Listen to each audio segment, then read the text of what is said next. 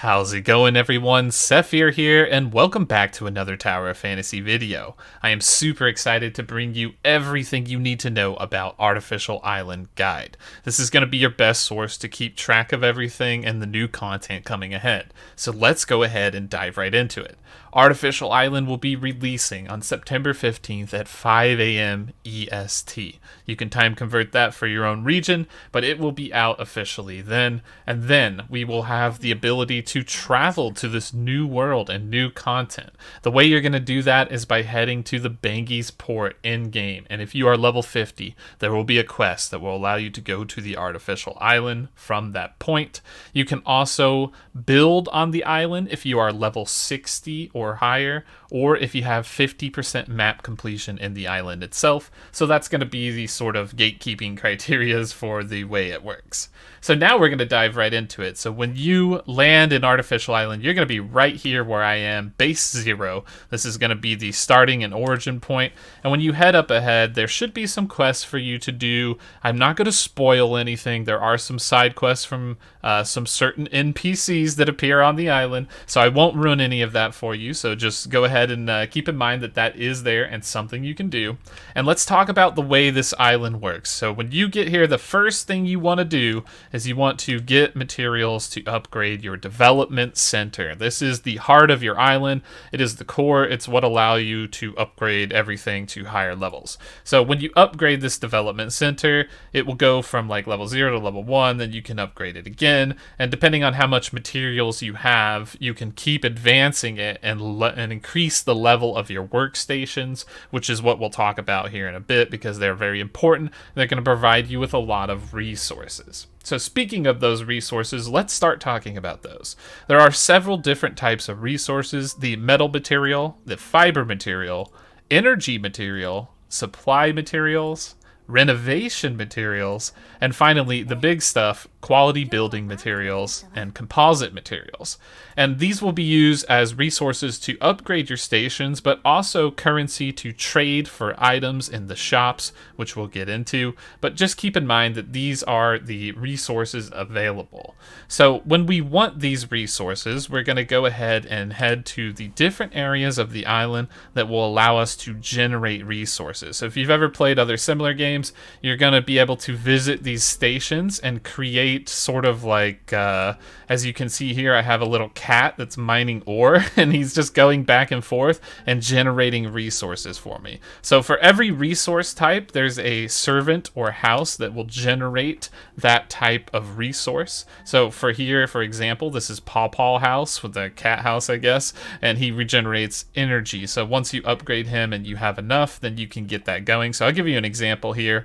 I'm going to go ahead and start this, and in the 50 whatever seconds it takes, he shall be back. So we'll come back and check on that and see how that works. But for now, we'll take a look at the other one. So as we go down the line here, this is the cat little mining thing, which is called the machine pod. The machine pod will give you metal materials. And then there are a few more on the map. They're a little bit scattered apart. I'm not sure why they're not all in one central location, but it just seems to be the way it is. But next we have the pumpkin house. Pumpkin house gives you fiber materials. Fiber materials are very important for upgrading the buildings and the other structures within the land. And then we have the turtle house. Turtle house will give you renovation materials per hour. And all of these will have a timer as well, and a certain amount of resources they generate per upgrade. And last, we have the kitty house. Kitty house will upgrade you with supply materials. So those are the stations that will keep generating constant resources for you. And as your island develops, you'll be unlocking new things, but that's what you're going to have at the very start of the game.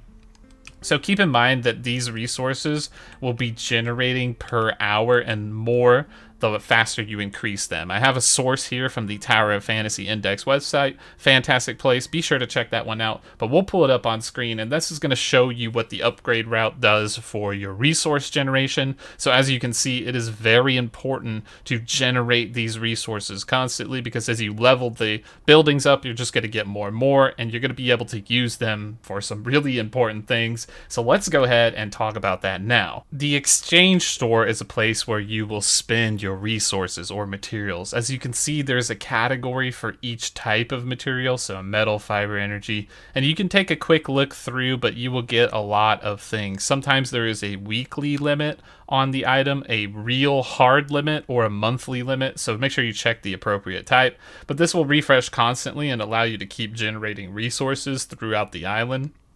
So it's definitely recommended that you try to hit these weekly goals as well as the monthly goals once you've started upgrading your stations. And then there are some long-term goals like the little avatar banner portraits, as well as the chat window things, and then the character portraits, so you can have like some bit more customization for the things that you want to do. So keep that in mind. There's also some special things that you can trade in for that will allow you to get towards the end to build up with this special mount, which we'll show you here in a second.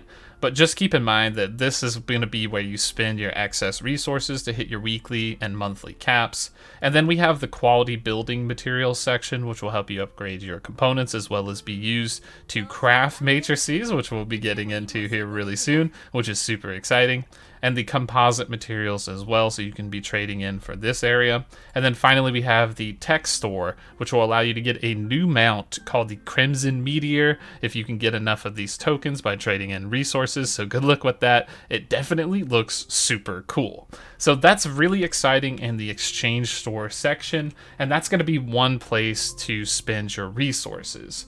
Now, the other place to spend your resources is going to be the workshop. And the workshop looks pretty bland at first, but as you can see, if you scroll down, you start to get into the level 5 upgrades. And when you hit the level 5 upgrades for each certain house, like for here it wants the machine pod, or the turtle house, or the pumpkin house, whichever one you have upgraded, you can start having a chance at SSR Matrices, which is really nice. So basically you would hit this button and you can fuse it for a random chance at these items, but there are all kinds of good things like King Matrice, Huma Matrice, Shiro Matrice, Meryl, which is okay, Samir, a very, very big one, and a couple other good ones, Tsubasa, and then finally another Meryl, Crow again, Coco. So pretty much anything you can imagine, you will have the ability to get. So if you want to target your best in slot in-game matrices, this is the place to go, because it will give you an extra RNG dice roll at trying to get these.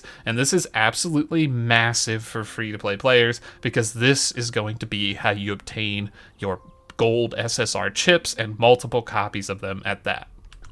So with that out of the way, let's talk about resource generation. How do we get it? We know that we can generate some over time by upgrading our little workstations with our helpers and our followers. And speaking of that, it looks like we did upgrade this little kitty house thing, and we now have a cat who's gathering herbs in the bushes, which is fantastic. So he'll be going hard to work there, earning us some materials. So that's very nice. But where do we get them outside of that? So we do have a map up here from Tower Fantasy Index website, so you could check that one out as well. It has a farming route with the best way to get materials, but it's pretty obvious for the most part. There are several camps on the map that will be available. You just kind of run around in a loop in a circle, and there are also several boss enemies along with little sections of developer logs and things to collect. So this is going to be the best way to get your resources. So we'll go ahead and show you one of those boss enemy camps.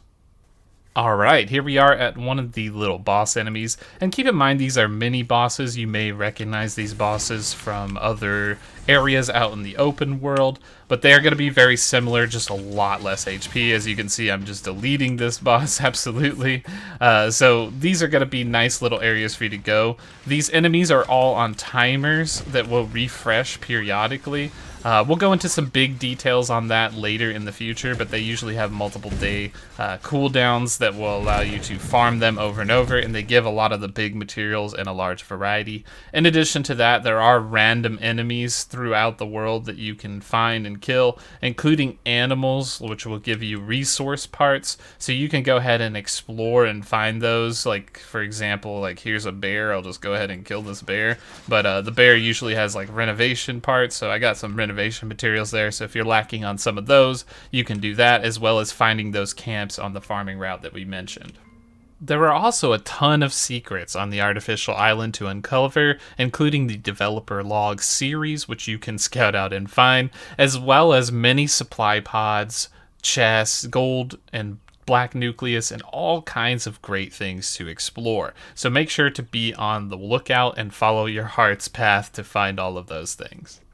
The final thing to note is that really up high in the sky, you may notice a certain someone flying around, the interdimensional frost dragon, and he will be floating around up high. If you go up to the top of this little tower in the middle piece here called Eerie, you will be able to climb all the way up. There is a teleporter up there, so when you get there, you will be able to return here very easily, but this is going to be the location you would fight him in. He's just not spawned in my world because it's so fresh, but eventually he'll be up here, and he is a nice place to use your gold chips on, as he contains the SSR Matrices as well as high drop rates for SSR weapons, so this guy is going to be a fantastic place to spend your gold cipher chips. And that pretty much covers it for Artificial Island. So in summary, you're going to upgrade your main base, start developing your workstations, which will generate you free resources. Make sure you complete your daily farming route on the island to get those enemies, and when they respawn, the boss monsters, keep collecting those so that you can use them to purchase things within the shop, as well as build your SSR matrices. And good luck on those. Hopefully RNG is on your side and you get some good ones. Hopefully you enjoyed this guide. If you found it helpful in any way, shape, or form, make sure to like, subscribe, and hit the bell. And know that we stream a lot on Twitch and YouTube, so make sure to stop by and check those things out as well. Thanks for watching the video once again, as always, and we will see you next time.